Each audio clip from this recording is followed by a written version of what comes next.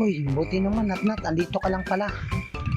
Kanina pa kita hinahanap eh. Pumunta ako sa inyo, wala ka naman dun eh.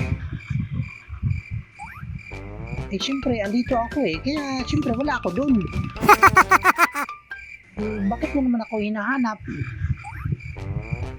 Anong kailangan mo sa akin? Eh, di ba ninang mo yun si Aling Norma? Papasama sana ako sa'yo dun eh. Alam ko ninang mo yun eh. Kaya alam ko malakas ka dun eh. Eh, ano naman gagawin natin dun kina Ninang Norma? Eh, gabing-gabi na. Manliligaw sana ako dun sa kanila eh. Ha? Ang tanda-tanda na nun ni Aling Norma. Niligawan mo pa? May asim pa ba yun? Baliw, hindi si Aling Norma ang niligawan ko. Yung anak niya. Eh, gabi na eh. Hindi na ako papayagan ni mama maglumabas ng bahay. Eh, bakit nandito ka sa labas? Kung hindi ka papayagan lumabas na gabi. Inutusan lang ako ni mama na bumili sa tindahan eh. Dapat kasi inagaan mo para payagan ako ni mamang lumabas. Wala namang ganun eh. May nanliligaw bang umaga pa? Wala, hindi talaga pa pwede. Ayaw akong payagan nun eh. Ikaw na lang mag-isa, kayang-kaya mo yan. Siyempre. Oh, sayang naman yung forma mo. Kaya ano pa nga ba? Ako na lang talaga kasi naligo na ako eh. Sayang naman yung shampoo at sabon kung hindi ko itutuloy.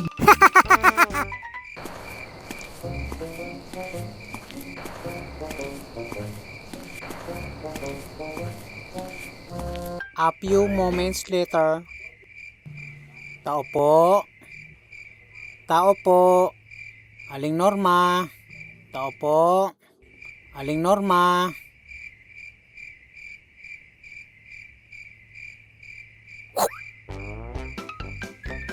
Uy, Leo, ikaw pala yan.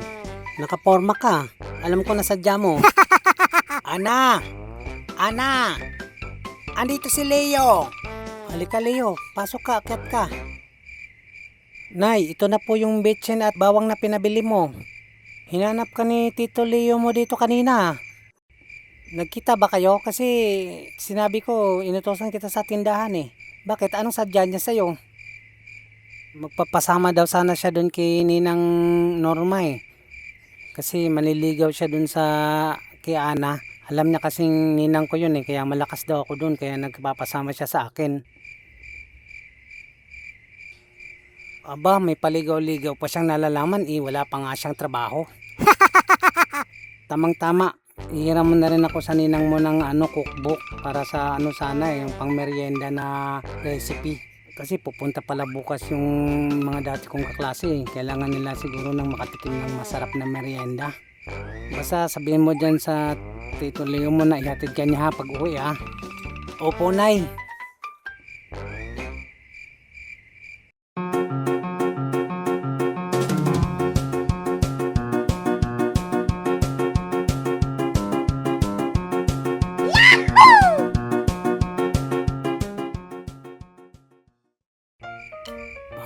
Magandang gabi, Ana. Oy, magandang gabi naman, Leo. Kanina ka pa magandang gabi na magandang gabi. May sasabihin ka pa bang iba? Oo, ano? May sasabihin ka pa ba? Di ka nagsasalita eh. Ang laki ng aso nyo, no? Ah, yung aso pala namin ang sadya mo rito. Sige, kunin mo na. Iuwi mo na sa bahay nyo. Para namang close na kayo eh, oh. Ay, hindi ang aso. Ibang sadya ko. Kaya nga, ano nga ang sadya mo? Nakakakaba pala talaga pag nanliligaw. Parang natatai tuloy ako. Sumakit tuloy ang tiyan ko. Ano ba yan? Parang nauutot pa ata ako. Parang hindi ko ata mapigilang umutot ah. Ayun, yari, nautot na nga ako.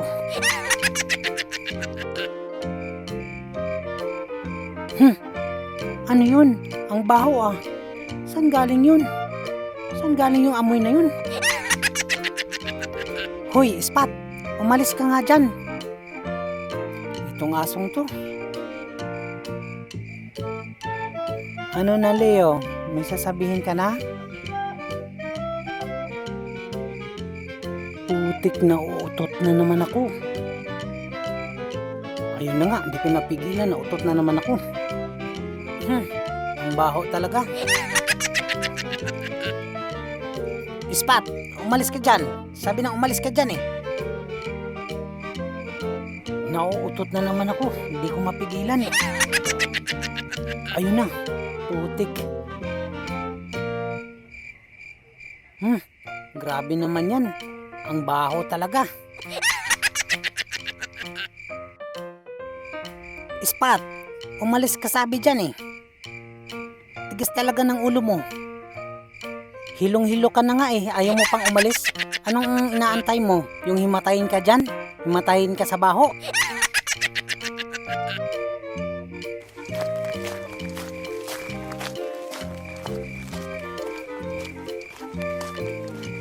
Oh, ba't nasa labas na si Tito Leo? Ba't nasa baba na siya? Ano yun? Minanalo na? Ang bilis naman. Tapos na agad? Oh, tumakbo pa. Bakit kaya? Ano kaya nangyari? Makitakbo na rin ako. Bahala kayo dyan. Tain-tain na talaga ako. Sana hindi ako matay sa pantalon. Sana umabot sa bahay. Ayun, kawawang Tito Leo, hindi umabot sa bahay nila. Ganoon naman talaga. Pag kinakabahan ka, minsan sasakit ang tiyan mo. Kayo, di ba? Naranasan nyo yung pag na-excite kayo o kinakabahan kayo, sasakit ang tiyan nyo. Na hindi nyo naranasang nakaigit. Kasi ako, naranasan ko din eh. O yung mga hindi pa nakasubscribe dyan, subscribe naman kayo. Para ganahan naman tayo magkwento ng mga karanasan nating nakakatawa. Salamat!